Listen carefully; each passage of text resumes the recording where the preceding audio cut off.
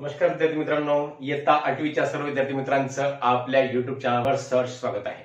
तर मुलांनो, 14वे प्रकरण चक्रवाढ व्याज या प्रकरणाचे सराव संच 14.2 मधील आपण काही गणित बघणार आहोत। या गणितामध्ये काय सांगितलेलं आहे बघा। पहिल्या गणितामध्ये एका उड्डाणपुलाच्या बांधकामावर सुरुवातीला 320 मजूर होते, दरवर्षी 25% मजूर वाढवण्यात आले, तर 2 वर्षानंतर त्या कामावर किती मजूर असतील। आता हे उदाहरण बेटा चक्रवाढ व्याजाचं उदाहरण आहे।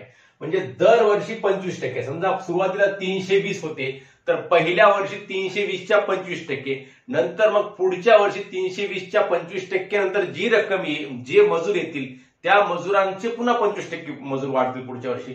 म्हणजे चक्रवाढ व्याजाने मजूर वाढत आहेत। म्हणून हे उदाहरण सोडवण्यासाठी या ठिकाणी आपल्याला चक्रवाढ व्याजाचं सूत्र वापरावं लागणार आहे। चक्रवाढ व्याजाचं म्हणजे चक्रवाढ व्याज काढण्यासाठीच, म्हणजेच रास काढण्यासाठीचं, चक्रवाढ व्याजाने रास काढण्यासाठीचं सूत्र वापरावं लागणार आहे, जे आपण सराव संच 14.1 मध्ये वापरलेलं आहे। त्यानुसार आपण गणित सोडवले आहेत, ते सूत्र आपल्याला या ठिकाणी वापरायचं आहे। सुरुवातीला किती मजूर होते? 320 मजूर होते। सुरुवातीचे मजूर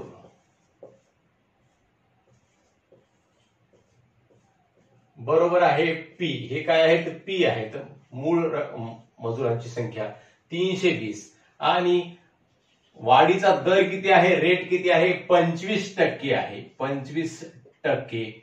आणि मग आपल्याला काय करायचं? 2 वर्षानंतर त्या कामावर किती मजूर असतील, आणि 2 वर्ष म्हणले म्हणजेच एन बरोबर नंबर ऑफ इयर्स, म्हणजेच किती येतील? 2 वर्ष येतील। आणि आपल्याला काय करायचं? मग 2 वर्षानंतर मजुरांची संख्या म्हणजेच ए काढायची आहे। 2 वर्षानंतर मजुरांची संख्या, 2 वर्षानंतर मजुरांची संख्या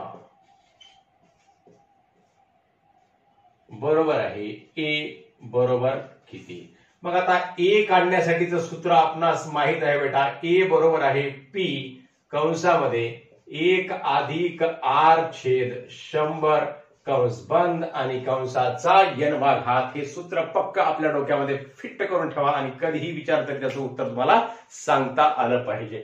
मग आता ए ची किंमत काढण्यासाठी या सूत्रामध्ये पी ची किंमत ठेवूया 320, आणि 1 ला 1 अधिक ला अधिक, आर किती आहे? 25 आहे, आणि छेद 100 ला 100, आणि n किती आहे?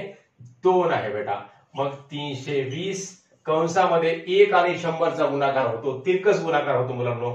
या 1 च्या खाली काही नाही म्हणजे काय असतो? 1 असतो, म्हणजेच या 1 च्या खाली 1 असतो, आणि ह्या 25 चा आणि 1 चा गुणाकार होतो, 25 1 25, आणि 1 चा आणि 100चा गुणाकार होतो 100 1 100, आणि 100 आणि 25 ची बेरीज होते 125 छेद 100 ला 100, आणि कंसाचा वर्ग बरोबर आहे 320 गुणिले 125 छेद 100, म्हणजे या 5 च्या नंतर जो दशांश चिन्ह आहे तो काय होईल? 2 स्थळ अलीकडे सरकेल, कारण आपण इथं 100 न भागलेला आहे। मग एका स्थळाने इथं येतो आणि 2 स्थळाने इथं येतो, म्हणजेच 1.25 चा वर्ग। मग आता आपल्याला काय करायचंय? 320 ला 320 लिहायचे, आणि 1.25 चा वर्ग म्हणजेच 1.25 चा आपल्याला या ठिकाणी गुणाकार करायचा 2 वेळेस। 1.25 गुणिले 1.25, तर तुम्हाला सांगितलेलं आहे अशा प्रकारे जेव्हा वर्गसंख्या असते तेव्हा काय करायचं असते? या 5 चा वर्ग लिहून टाकायचा 25, आणि ह्या 12 आहे इकडे, 12 आणि 13 चा गुणाकार करायचा। 12 आणि 13 चा गुणाकार काय होतो? 13 2 26 ला 6, 4 2 13 1 13 आणि 2 15, 156 होतो, आणि हे पुढचे 25। मग आता इथं किती स्थळ होतं दशांश चिन्ह? इथले 2 स्थळ आणि इथले 2 स्थळ, म्हणजे एकूण 4 स्थळ, 1 2 3 4, म्हणजेच 1.5625, 1.5625 बरोबर आहे। 320 मधला 1 शून्य आपण कट करू, म्हणजे इथं काय लिहू? 32 लिहू। 32 गुणिले, आता इथला दशांश चिन्ह कुठे जाईल? मग 1 स्थळ पुढे, 15.625। आता याचा आपल्याला गुणाकार या ठिकाणी करावा लागणार आहे, म्हणजेच 15.625 गुणिले 32, तर 2 पंचे 10 ला 0, हातचा 1, 2 दोन्ही 4 आणि 1 5, 2 सका 12 ला 2, हातचा 1, 2 पंचे 10 आणि 1 11 ला 1, हातचा 1, 2 1 2 आणि 1 3, आणि 3 5 15 ला 5, हातचा 1, 3 दोन्ही 6, 1 7, 3 सका 18ला 8, 4ला 1, 3 5 15, 15 1 16ला 6, 4ला 1, 3 1 3 आणि 1 4. तर यांची बेरीज येते 0, 5 आणि 5 10ला 0, 4ला 1, 3 7 10ला 0, 4ला 1 4 आणि 2 10ला 0, 4ला 1 4 7 10ला 0, 4ला 1. म्हणजे 5च्या पुढे किती शून्य आहेत बेटा? 1 2 3 4 5 शून्य आहेत. म्हणजेच यांचे गुणाकार येतो 5च्या पुढे 1 2 3 4 5. आता बघा इथं 32 गुणिले 15.625 होतं. इथं आपण इथला दशांश चिन्ह, इथं कोणताही दशांश चिन्ह विचारात न घेता आपण इथं गुणाकार केला आणि त्यानंतर मग इथं आपल्याला हे उत्तर आलेलं आहे. मग आलेल्या उत्तरामध्ये आपण 1 2 3 स्थानांचं दशांश चिन्ह द्यायचं, म्हणजेच 500 दशांश चिन्ह 000, म्हणजेच हे किती उत्तर येते? 500 येते. मग 2 वर्षानंतर मजुरांची संख्या बरोबर ए आहे, म्हणून 2 वर्षानंतर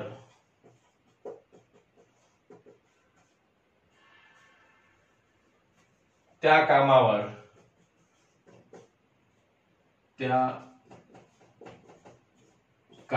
किती मजूर असतील? 500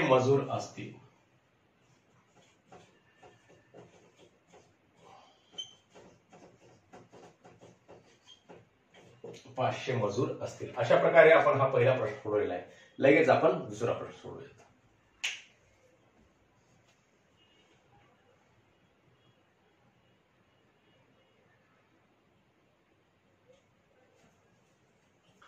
तर मुलांनो, दुसरा प्रश्न आहे या ठिकाणी, एका मेंढपाळाकडे 200 मेंढ्या असतील आणि दरवर्षी त्यांच्या संख्येत 10% वाढ होत असेल तर 2 वर्षानंतर त्यांच्याकडे किती मेंढ्या असतील?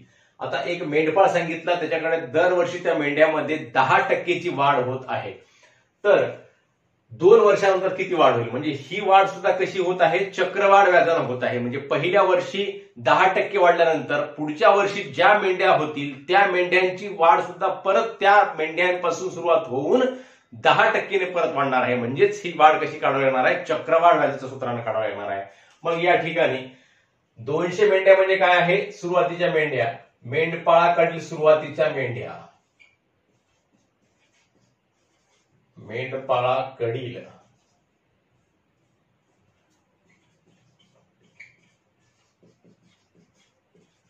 सुरुवातीच्या मेंढ्या बरोबर पी बरोबर किती? 200 आहेत. आणि दरवर्षी त्याच्या संख्येत 10%ने वाढ होत आहे. म्हणजेच होणारी वाढ, दरवर्षी होणारी वाढ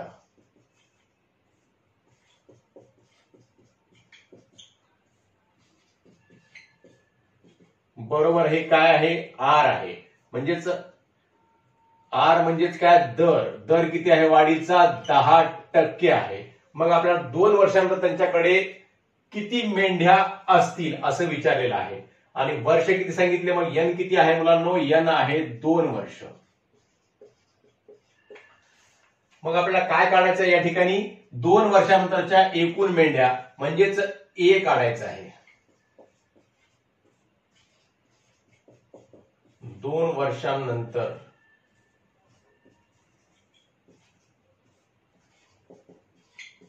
एकूण मेंढ्या बरोबर ए बरोबर किती? मग आता आपल्याला ए चं सूत्र वापरायचं. ए म्हणजेच रास. काय होईल? ए बरोबर आहे पी कंसामध्ये 1 अधिक आर छेद 100 कंसाचा n वा घात. हे सूत्र आहे ए काढण्यासाठीच. म्हणजेच ए म्हणजेच काय? त्याची रास काढण्यासाठीचं सूत्र आहे चक्रवाढ व्याजाची. मग आता ए बरोबर आहे, पी ची किंमत ठेवायची. पी किती आहे मुलांनो? 200 आहे. आणि 1 ला 1 अधिक ला अधिक आर किती आहे? 10 आहे. आणि छेद 100 ला 100 कंसाचा n वा घात म्हणजे 2 वर्ष म्हणल्यामुळे n ची किंमत किती आली या ठिकाणी? 2 आलेली आहे. बरोबर 200 कंसामध्ये 1 आणि 100चा गुणाकार 100 1 100 आणि 100 मध्ये 10 मिळवले किती होतात? 110 होतात. 110 छेद 100 आणि कंसाचा दुसरा घात बरोबर आहे 200 आणि 110 ला 100 न भागल्यानंतर 1.10 येते.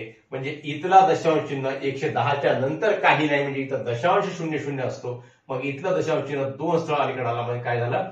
1.10 आलं. आणि याचा काय होतं? मग या ठिकाणी वर्ग होतो. बरोबर आहे 200 गुणिले आता 1.10 चा वर्ग 11चा वर्ग किती होतो बेटा? 11चा वर्ग होतो 121 आणि मग पुढचं एक शून्याबद्दल इथं 2 शून्य आणि इथं 2 स्थळांत दशांश चिन्ह आहे, म्हणजेच इथं 4 स्थळांत दशांश चिन्ह आहे, 1 2 3 4 म्हणजेच 1.2100 हे याचं उत्तर येते. मग याला गुणल्यानंतर 200 ने गुणल्यानंतर या 200 मधले 2 शून्य जर इकडे गेले तर इथला दशांश चिन्ह काय होतो? 2 स्थळांना पुढे सरकतो, म्हणजेच हे किती होतात?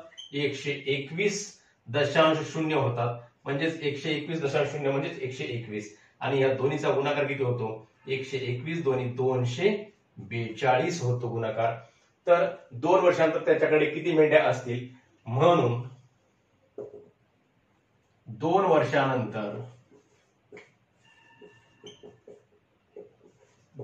वर्षांनंतर त्या मेंढपाळाकडे 242 मेंढ्या असतील. हे अशा प्रकारच्या आपल्या व्यवहारामधल्या उदाहरणामध्ये सुद्धा चक्रवाढ व्याजाचं सूत्र वापरून आपण ते गणित कसं सोडवायचं हे आपण या विविध गणिताद्वारे बघत आहोत. आता आपण इथे सराव 14.2 मधले पहिले 2 गणित बघितलेले आहेत. उर्वरित गणित आपण पुढच्या व्हिडिओमध्ये बघणार आहोत. तरी तुम्हा सर्वांना हे गणित आवडले असतील तर नक्की आपल्या मित्रांना शेअर करा व व्हिडिओवर लाईक व कमेंट सुद्धा अवश्य करा. पुन्हा भेटूयात पुढच्या गणितासह. धन्यवाद.